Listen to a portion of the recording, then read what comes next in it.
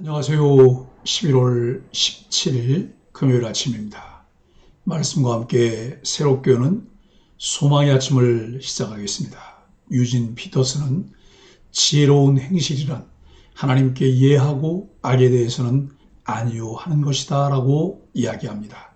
사무엘상 19장 1절로 7절까지 말씀을 본문으로 하여 대립과 경쟁 대신 사랑의 관계를 만드는 사람이라고 하는 주제로 함께 은혜를 나누기를 원합니다. 가장 다스리기 힘든 것은 자신의 마음입니다. 다윗을 죽이지 말라는 요나단의 요청에 사울은 다윗을 죽이지 않겠다고 하나님 앞에 맹세합니다. 그러나 그 맹세는 얼마 지나지 않아 깨집니다. 사람의 마음은 성령의 뜻과 육체의 뜻이 싸우는 전쟁터입니다. 말씀과 기도로 자신의 마음을 채우지 않으면 영적 전쟁에서 패하게 됩니다. 그리스도인의 경건은 자기 의지가 아니라 성령의 뜻에 순종하는 삶의 현장에서 드러납니다. 오늘 본문에서 사울의 악한 의도가 더 담대해집니다. 사울이 요나단과 모든 신하에게 다윗을 죽이도록 말합니다. 요나단은 다윗에게 이 내용을 알리고 숨어 있도록 합니다. 그리고 아버지 사울에게 다윗이 자기 생명을 아끼지 않고 블레셋 사람을 죽이고 이스라엘을 구원한 일을 말하며 다윗을 변호합니다. 요나단은 다윗 다음으로 왕위를 차지할 수 있는 왕세자 국본이었습니다. 그가 만약 왕위를 차지하는 데 집착했다면 다윗은 그에게 가장 위협적인 경쟁자가 됩니다. 하지만 요나단은 다윗과 깊은 우정과 사랑을 나누며 오히려 다윗을 보호했습니다. 무한 경쟁 시대를 살고 있는 우리들이 대립과 경쟁 대신 사랑의 관계를 만들도록 가르치는 성경적 가치를 배우고 실천하기 위해 오늘 본문에서 무엇을 배워야 할까요? 역지사지란 말이 있습니다. 자리를 바꾸어서 생각해 보라고 하는 뜻으로 상대방의 처지에서 생각해 보라는 의미입니다. 맹자의 이루편에 나오는 역지즉개연에서 유래한 말로 처지가 바뀌면 모두 그러했을 것이다 라고 하는 뜻입니다. 상대를 이해하면 다른 사람의 고충에 이해하며 공감하게 됩니다. 대립과 경쟁이 아니라 상대방을 실제로 도와주는 사랑의 관계를 만들어내는 것이 성경의 가르침입니다. 요나단은 다윗을 개인적으로나 정치적으로나 매우 친밀하게 여겼습니다. 그런 다윗이 살해의 위기를 맞닥뜨리자 요나단은 목숨을 걸고 이 사실을 다윗에게 알렸습니다. 사실 요나단은 여기서 아무 행동을 하지 않더라도 직접적인 책임은 없었습니다. 그렇지만 그는 적극적으로 다윗을 보호하고 한 걸음 더 나아가 아버지 사울에게 다윗을 변호했습니다.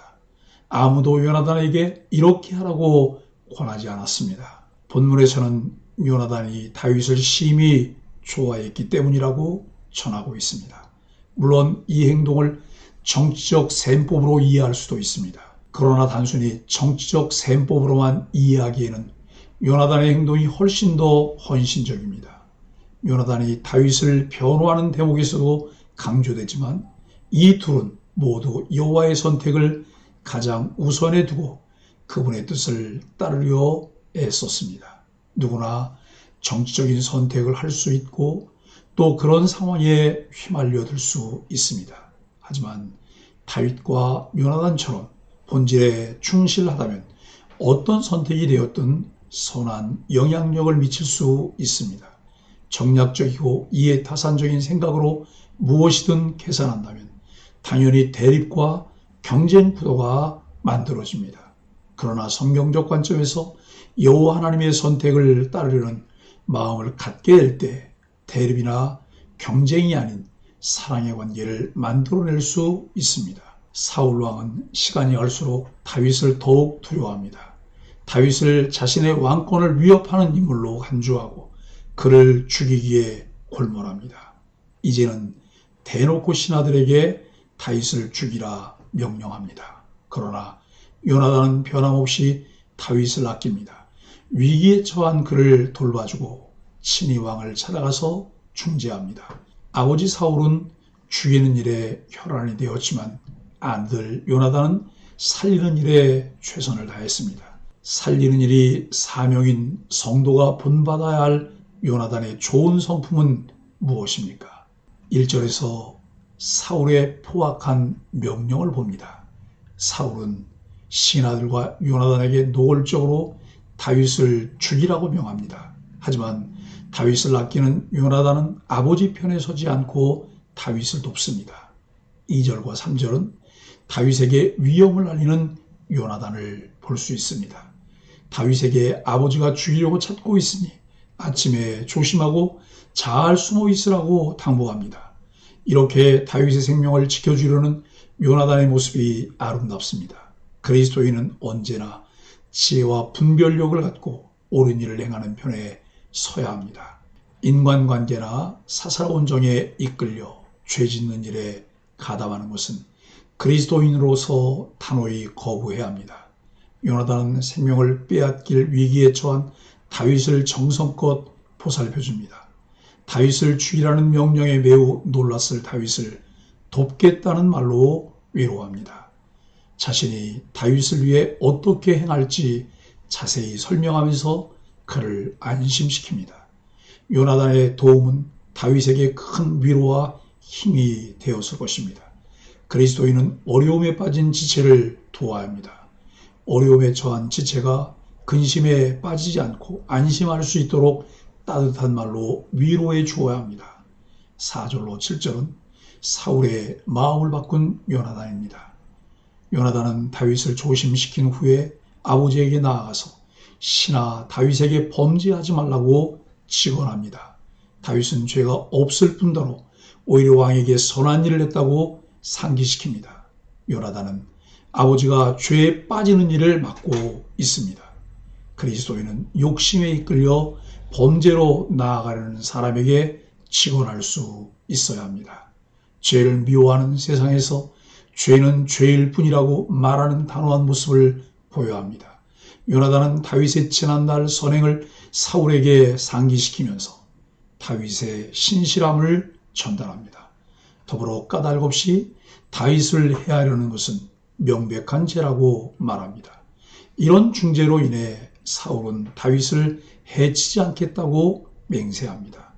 요나단의 바른 판단과 지혜로운 중재로 인해 다윗은 생명을 보존했습니다. 그리스도인은 하나님의 관점에서 선택하고 말해야 합니다. 자신이 왕의 계승자였지만 다윗을 선택하신 하나님의 주권을 인정한 요나단처럼 말입니다. 그리스도인은 선택이라는 갈림길에서 하나님 편에 서기를 선택하는 사람입니다. 요나단은 다윗에게 모든 것을 알립니다. 그들 사이에는 숨기는 것이 없었습니다.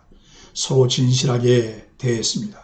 둘 사이에는 항상 신뢰가 있었습니다.